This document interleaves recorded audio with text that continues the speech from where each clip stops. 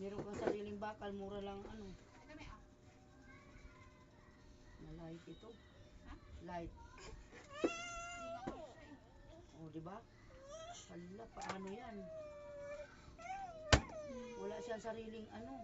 Kailangan malaki. Ay, maliit pa. Maliit pa dito. Leo? Leo, 5 minutes. Ano? Kalaykay. Tingnan mo nga. Malaki nga yan eh. Malaki. Oh. Oh. Ang maganda siguro nito, hanapan mo doon kay NPP ng solid na bakal.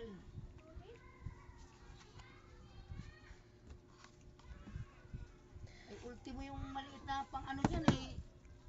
Hindi kasya eh. Paano ba to?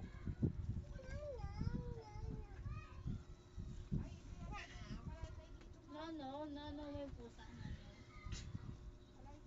Tingnan mo. Really? I check. Ulit mo na kami. Saan? Oh, tingnan mo. Hawakan mo maigi ha, baka mabakdungan kanyang baka, ayan, gulong. Bangag talaga ulo ko. Hindi lang bangag. Tulog ka dyan, Day. Buti kung bubuhayin ka pa dyan. Wala, hindi kaya. Baslot. Ayos na. Tik na ako makama. Ang maganda siguro niyan, solid na lang na ano. Ang liit ng ano.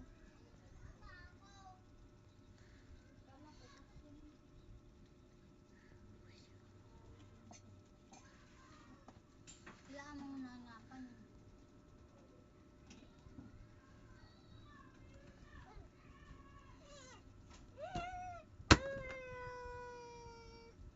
Parang, yung digis, hindi kaya.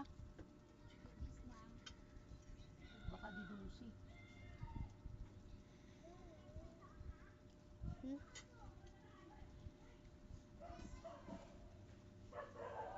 Pati nga, pati nga. Ang bigat ang gulong pa lang ang bigat. Nakabiring pala ito. Oo nga. Dapat ganito, no? Hindi. Malaki pa rin. Oh. Mas maliit pa kamo.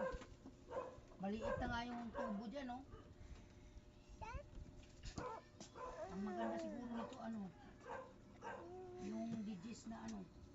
Ay, yung ano natin dyan, yung kabilya. Ilawan mo nga doon, tapos pumunta ka doon, isuksok mo nga ito. Kung kaya yung kabilya. Nice. Ano yung ilalagay dito ang bakal? Kung ganun. Baka hindi rin natin ito magamit.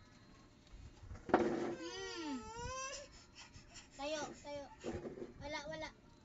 Ang iingatan nito ang bearing. Na hindi magkalawang. Kasi ito, hindi ito basta-basta maano ito. Ang dami kaya natin dating ganitong gulong. Kung alam ko lang. Ito palang mas maganda. Diba sa mga nagpapakilo, may mga ganito eh, malaki pa nga eh. Dapat pala hindi ko pinakilo yun, nilagay ko sa karton. Kasi yung mga gulong na yun, may mga sarili ng bakal yun.